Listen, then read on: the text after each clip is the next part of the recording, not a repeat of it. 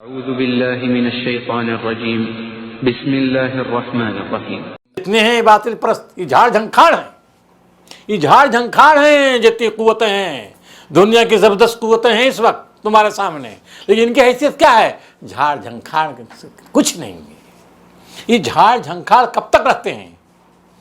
جب تک کسان غافل رہتا ہے. جب پھاوڑا لے کر پہنچتا ہے تو وہ سب کو صاف کر دیتا ہے. تو یہ کسان سے مراد کون؟ یہ دعات ہیں. اسی وقت تک یہ رہیں گے جب تک دائی نہیں میدان. جب دائی آئے گا، قرآن مجید کے پیغام لوگ پیش کریں گے تو یہ جھاڑ جھنکھاڑ ختم ہو جائیں گے. یہ قرآن مجید پیش کر رہا ہے. اس کا ان رحمت اللہ قریب من المحسنین. اب دیکھیے اس کے بعد حدیث میں 3 قسم کی بارش کا ذکر ہے، 3 قسم کی زمین کا، یہاں پہ 2 قسم کی زمین کا. اور تو اس میں کون سی ایک زمین اور ایک؟ وہی یاد نہیں رہا. اچھا ٹھیک ہے، چلیے. تو یہاں دیکھیے 2 قسم کی زمین بتایا ہے نا. ایک تو خود بھی فائدہ نہیں کھاتی اور دوسروں کو بھی روکتی ہے.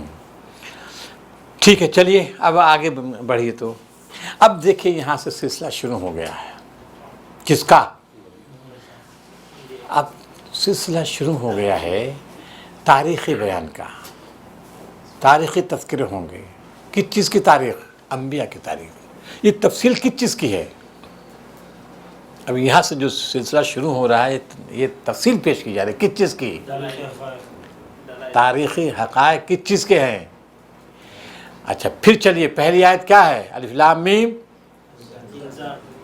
ہاں، لتنذر بھی انذار. اب شروع کہا جائے تاریخ کو پڑھو، آنکھیں کھولو، دیکھو کہ کس طرح اللہ تعالیٰ نے پیغمبروں کو بھیجا اور ان کی قوموں نے استکبار، غرور، گھمنڈ کی وجہ سے پیغمبروں کا انکار کیا. نتیجہ عذاب آیا ہے. ہوش میں آ جاؤ، اب عذاب تمہارے اوپر مسلط ہونے والا ہے، گھبراؤ مت. یہاں سب شروع ہو گیا وہ انذار.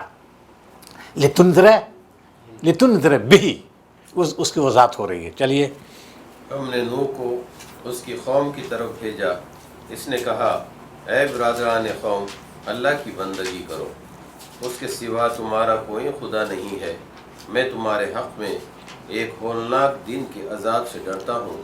اب دیکھیے یہاں سے جو سلسلہ شروع ہو رہا ہے، تمام پیغمبروں کی دعوت ایک ہے، اعبدوا اللہ، اللہ کی بندگی کرو، اس کے علاوہ کوئی معبود نہیں. محمد صلی اللہ علیہ وسلم کی دعوت تو یہی ہے نا.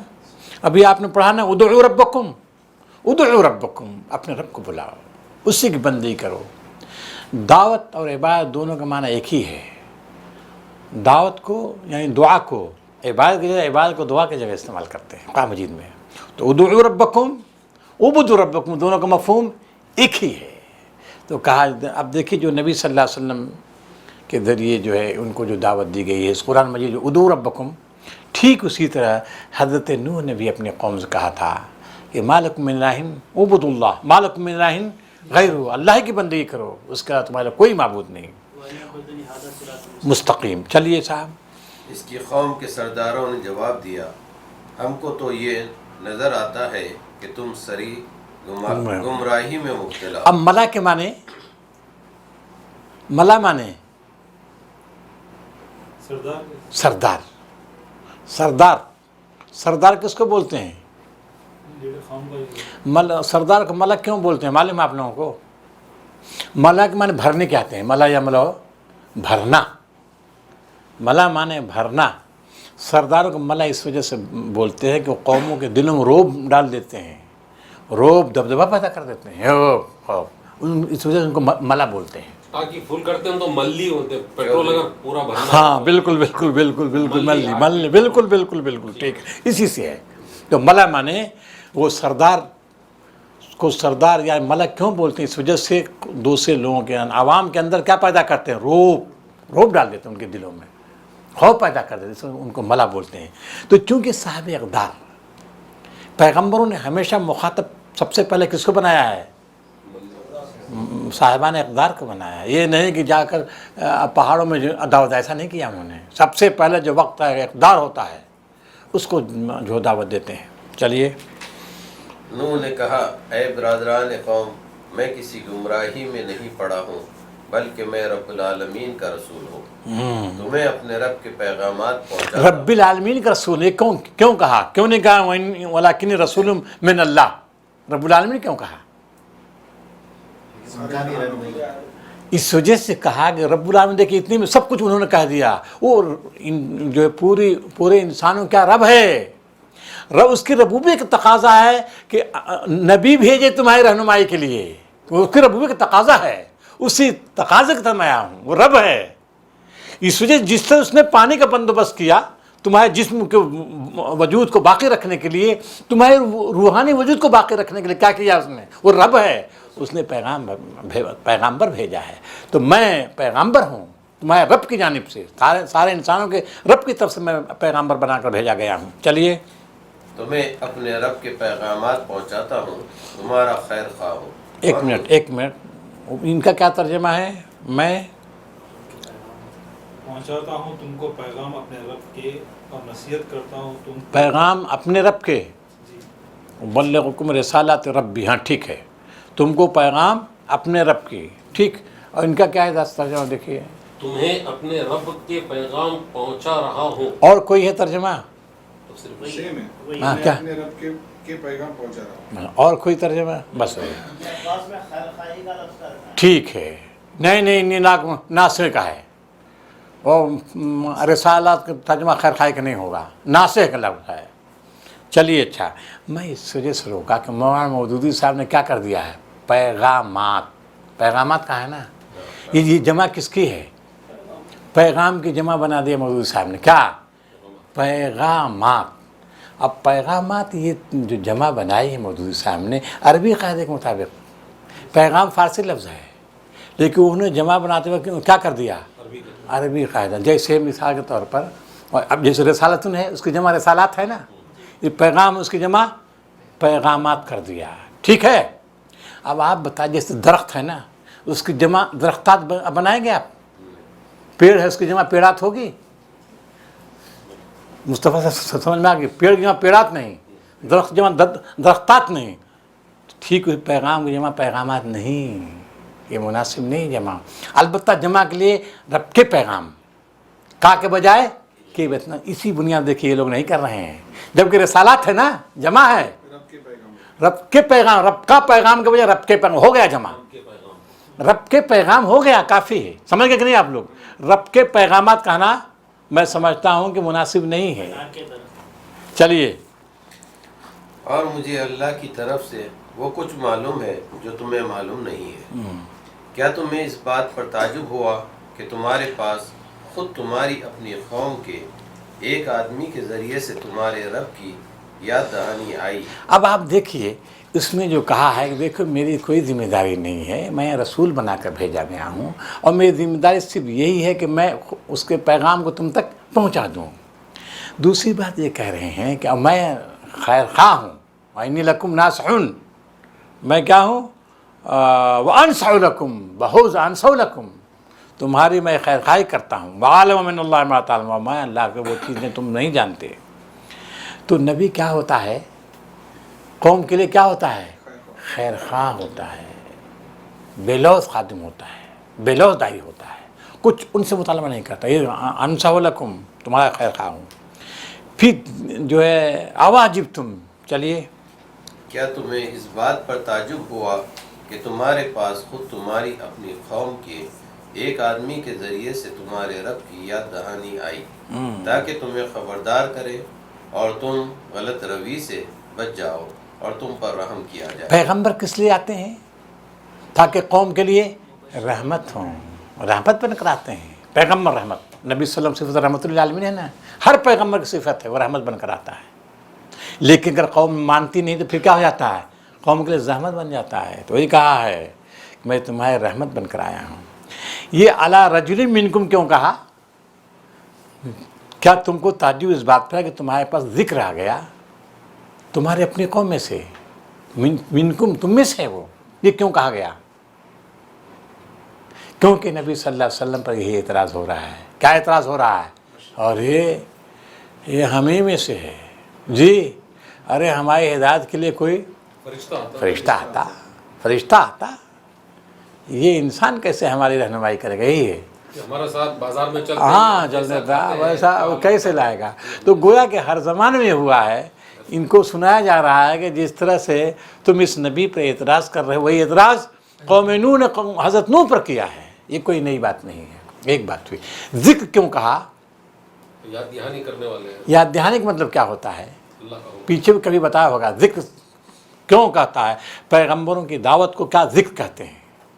اللہ کی جو کتاب ہے وہ ذکر ہیں، انبیاء مذکر ہوتے ہیں، جی نبی صلی اللہ علیہ وسلم مذکر ہیں، قرآن ان کے پیغام ذکر ہیں، تذکیر ہیں۔ کیوں ایسا ہے؟ کیا مطلب اس کا؟ ذکر، تذکیر، تذکرہ، مذکر کیا مطلب ہوتا ہے؟ اس طرح بات جو قرآن مجید کہتا ہے یہ بتانے کے لیے کہ پیغمبر جو آتے ہیں وہ اوپر سے کوئی چیز نہیں لاتے، وہ یاد دہانی بن کے کس چیز کی یاد دہانی کرتے ہیں؟ انہی چیزوں کی یاد دہانی کرتے ہیں جو انسان کی فطرت میں ہے، فطرت کی یاد دہانی کرتے ہیں۔ فطرت میں کیا چیز ہے؟ توحید یا شرک؟ ہاں، جس کا آپ نے سورہ انعام میں خوب تفصیل سے پڑھ لیا کہ فطرت کی پکار توحید ہے۔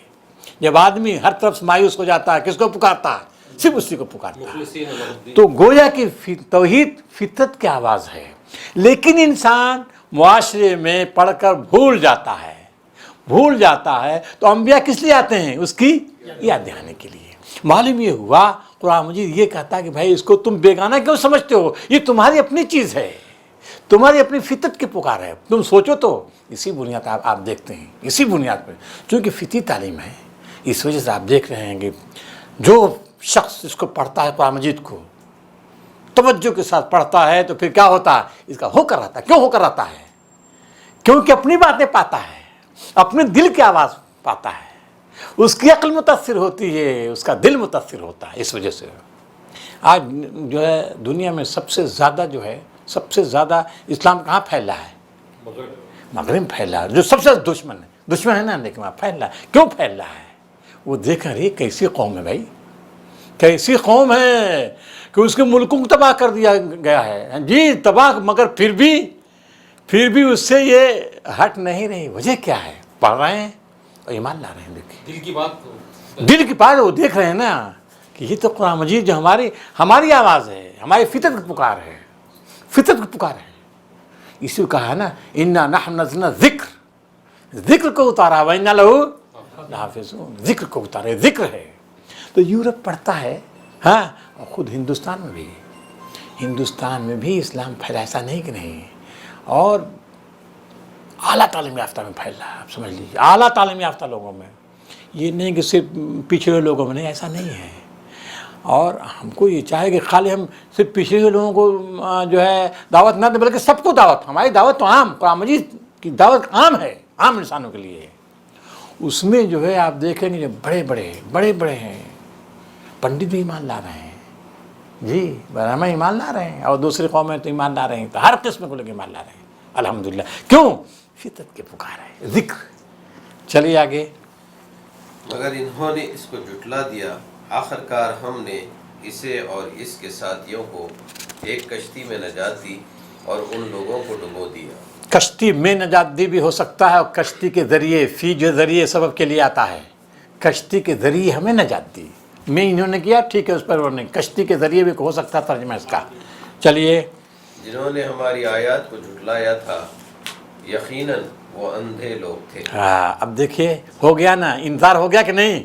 لتنذر بھی تھا نا، تاکہ تم انذار کرو۔ دیکھیے وہاں آ گیا، ہم نے ان کو غرق کر دیا، ڈراوا ہو گیا نا۔ تو گویا کہ سورہ میں ڈراوا ہے اور شدید ہے، انعام کے مقابلے میں شدت ہے ڈرانے میں۔ چلیے آگے۔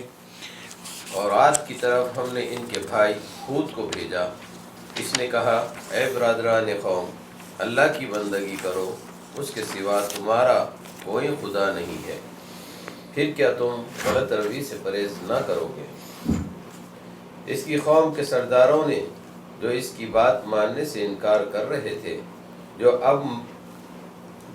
جو جواب میں کہا ہم تو تمہیں بے عقلی میں مبتلا سمجھتے ہیں اور ہمیں گمان ہے کہ تم جھوٹے ہو۔ اس نے کہا اے برادران قوم، میں بے عقلی میں مبتلا نہیں ہوں، بلکہ میں رب العالمین کا رسول ہوں۔ تم کو اپنے رب کے پیغامات پہنچاتا ہوں اور تمہارا ایسا خیر خواہ ہوں جس پر بھروسہ کیا جا سکتا ہے۔ کیا تمہیں اس بات پر تعجب ہوا کہ تمہارے پاس خود تمہاری اپنی قوم کے ایک آدمی کے ذریعے سے تمہارے رب کی یاد دہانی آئی تاکہ وہ تمہیں خبردار کرے؟ بھول نہ جاؤ کہ تمہارے رب نے نوح کی قوم کے بعد تم کو اس کا جانشین بنایا اور تمہیں خوب تنو مند کیا، بس اللہ کی قدرت کے کرشموں کو یاد رکھو، امید ہے کہ فلاح پاؤ گے۔ بس دیکھیے اس میں وہی چیز ہے تقریباً، ہے نا، تقریباً وہی ہے۔ البتہ ایک صفت وانا لکم ناصح، میں خیرخواہ ہوں اور امین ہوں، یہ جو صفت ہے امین کی، آپ دیکھیں گے انبیاء کی سورہ شورى میں تمام انبیاء جو جتنے انبیاء ناصحون امین ناصحون امین، ہر جگہ رسول امین رسول امین کہا ہے۔ معلوم یہ ہوا کہ امانت داری رسولوں کی خاص صفت ہے۔ حضرت موسیٰ کے سلسلے میں آپ کو معلوم ہے ان کی بیوی جو ہونے والی تھی انہوں نے کیا کہا تھا؟ ابو جان ان کو مزدور رکھ لیجئے کیونکہ قوی امین ہے، قوی بھی اور امین ہے۔ حضرت یوسف کو سلطنت ملی تھی، معلوم ہے بادشاہ نے حوالہ کر دیا تھا، کب؟ امین، اور کہا کہ یہ تو امین ہے، امین۔ معلوم یہ ہوا کہ امانت نہایت قیمتی شے ہے، اقتدار نہیں مل سکتا، کامیابی نہیں مل سکتی اگر کسی قوم میں امانت داری نہیں ہے۔ بے ایمان قوم فلاح نہیں پا سکتی، کبھی بھی فلاح نہیں۔ وہ بیوقوف بنا کر کچھ دنوں تک چل لے، اقتدار نہیں قائم رہ سکتا، آپ سمجھ لیجئے امانت داری نہایت ضروری ہے۔ تو یہ آپ دیکھیں گے کہ انبیاء کے امین، نبی صلی اللہ علیہ وسلم صفت صادق امین، نبی صلی اللہ علیہ وسلم، صحابہ کرام کی بھی صفت ہے امین کی صفت، صحابہ کرام کی بھی یہی تھی۔ چلیے اب آگے چلیے، ایک چیز اور بات سنیے، فاذکروا علی اللہ لعلکم تفلحون، یاد کرو، فاذکروا علی اللہ کا ترجمہ پڑھیے۔ بھول نہ جاؤ کہ تمہارے رب نے نوح کی قوم کے بعد تم کو اس کا جانشین بنایا اور تمہیں خوب تنو مند کیا، بس اللہ کی قدرت کے کرشموں کو یاد بس رکھو۔ اللہ کی قدرت کرشموں کو یاد رکھو۔ آپ دا ترجمہ پڑھیے، اللہ کی نعمتوں کو یاد کرو، اللہ کی نعمتوں کو یاد کرو، اور چلیے سو یاد کرو اللہ کے احسان اللہ کے احسان کو یاد کرو، اللہ کے احسان کو، تاکہ تمہارا بھلا ہو۔ بس دیکھیے، اور دیکھیے جتنے ترجمے ملیں گے آپ کو، اللہ کی نعمت، اللہ کے احسان۔ مولانا مودودی صاحب نے کیا، مودودی صاحب کا پہلا ترجمہ سمجھ لیجئے، جنہوں نے کہا اللہ کے کرشموں، اس کے بعد مولانا امین صاحب نے ان کی جو ہے گویا کہ اقتدا کر لی ہے، کیا کیا ترجمہ اعلیٰ کا؟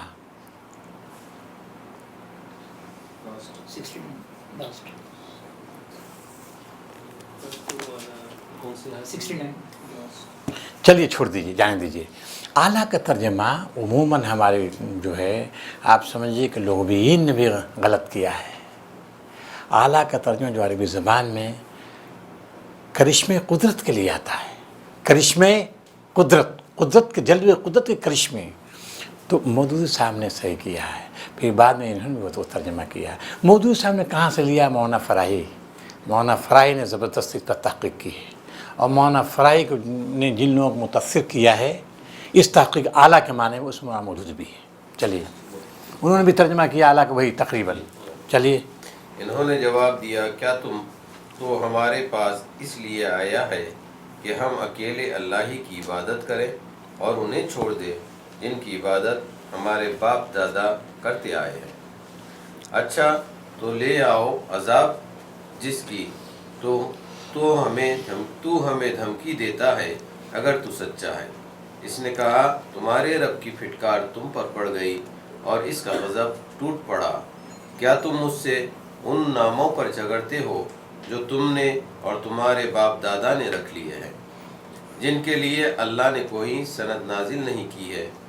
اچھا تو تم بھی انتظار کرو اور میں بھی تمہارے یعنی ساتھ اب عذاب آنے والا ہے، یہ سنایا جا رہا ہے کس کو؟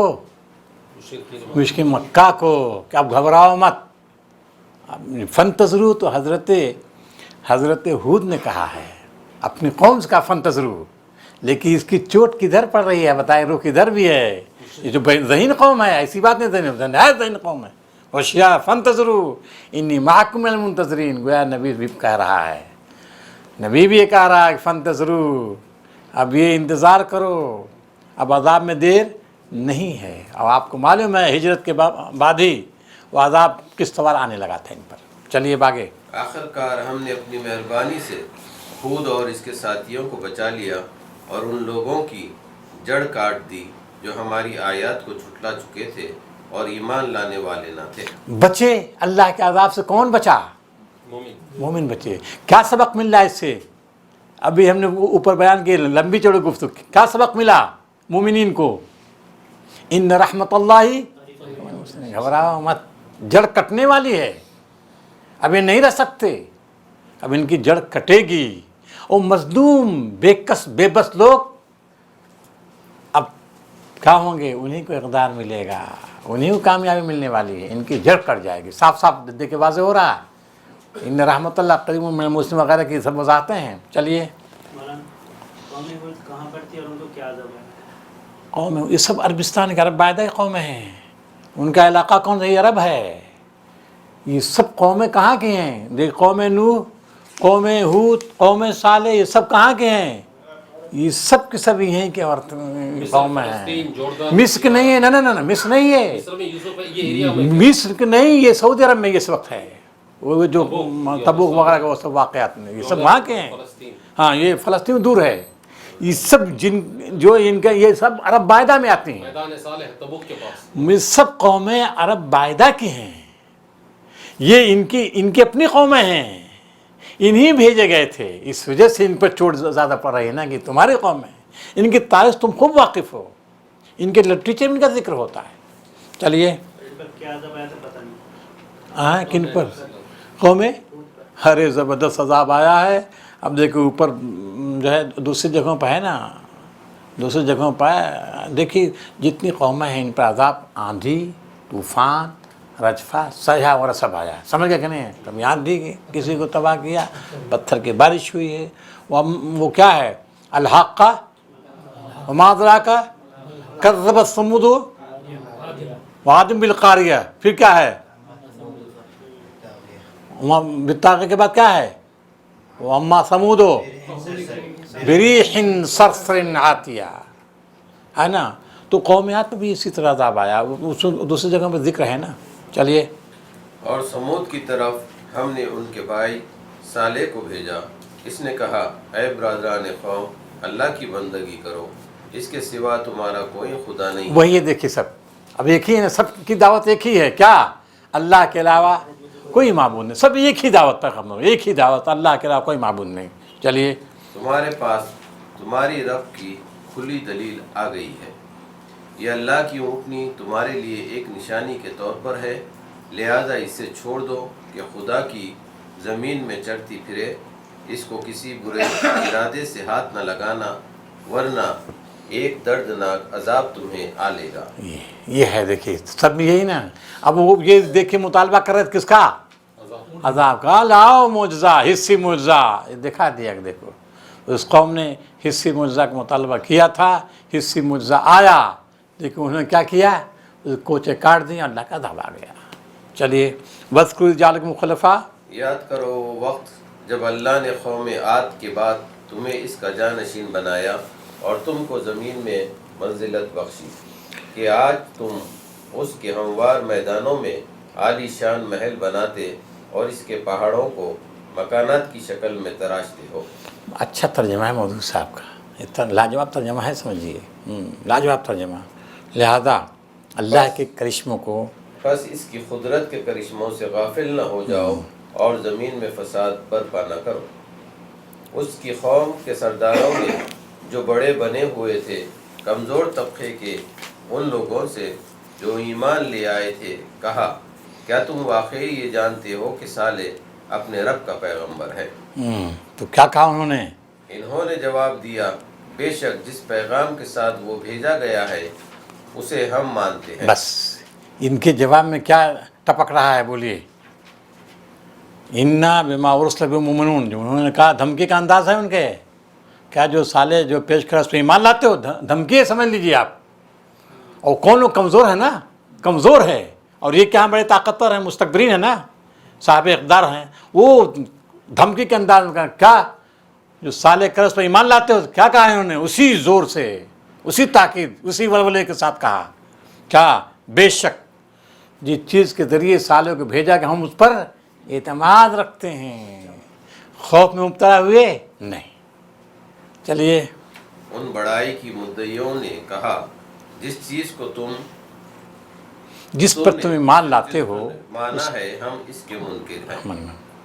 پھر انہوں نے اس اونٹنی کو مار ڈالا اور پورے تمرد کے ساتھ اپنے رب کے حکم کے خلاف ورزی کر گزرے، اور صالح سے کہہ دیا کہ لے آؤ عذاب جس کی تو ہمیں دھمکی دیتا ہے، اگر تو واقعی پیغمبروں میں سے ہے. آخر کار ایک دہلا دینے والی آفت نے انہیں رجفہ کے معنی زلزلہ، جھٹکے، زبردست زلزلہ آیا ہے. چلیے. اور اپنے گھروں میں اوندے پڑے کے پڑے رہ گئے. اور صالح یہ کہتا ہوا ان کی بستیوں سے نکل گیا کہ اے میری قوم، میں نے اپنے رب کا پیغام تجھے پہنچا دیا اور میں نے تیری بہت خیر خواہی کی، مگر میں کیا کروں کہ تجھے اپنے خیر خواہ پسند ہی نہیں ہے. بس کیجیے. اب آگے دوسری قوم کا ذکر ہو رہا ہے، وقت ہو گیا. اب یہ بتائیے، عذاب آ گیا، وہ قوم جو ہے اسی میں فاسب و فضام جاس میں چپک رہ گئی زمین سے، ہے نا، چپک گئی. پھر فتول عنہم، اس کے بعد اعراض کر رہے ہیں کیا؟ فتول عنہم کیا ہے؟ فتول عنہم وقال، تو ان سے اعراض کیا اور کہا، یعنی عذاب کب آیا؟ موجود تھے قوم میں کیا؟ نہیں سمجھ رہے ہیں ابھی آپ لوگ. یہ تو وہ قوم تباہ ہو گئی. فتول عنہم، اب پھر انہوں نے اعراض کیا اور کہا. قوم سے کہا تباہ ہونے کے بعد کیا؟ بولیے سمجھ میں آ رہی بات نا؟ نہیں ہے. یہ اس کو جب عذاب کا سلسلہ جب آ رہا تھا تو بھیانک منظر جو ہے نا، منظر کشی کی تکمیل کی گئی. اس وجہ سے یہ جو ہے نا اس کو مؤخر کر دیا. قرآن مجید کا اسلوب ہے یہ. جب ایک منظر پیش کیا جا رہا تھا عذاب کا تو منظر پورا پیش کر دیا گیا، بیچ میں کٹ نہیں کیا گیا. اب کہا جائے اس نے اعراض کیا، حالانکہ انہوں نے اعراض پہلے کیا ہے. عذاب بعد میں آتا ہے. عذاب قوموں پر کب آتا ہے مظہر صاحب؟ عذاب قوموں پر کب آتا ہے؟ انبیاء جب دعوت و تبلیغ کام کر لیتے ہیں، اتمام حجت کر لیتے ہیں، ہجرت ہو جاتی ہے اللہ کے حکم سے، پھر اس کے بعد اب حضرت صالح وہاں نہیں ہیں، نکل چکے ہیں، تب عذاب آیا ہے. لیکن جب عذاب منظر جب پیش کر رہا ہے تو پورا منظر دکھا دیا تاکہ بیچ میں کٹ نہ ہونے پائے. بات واضح ہوئی کہ نہیں؟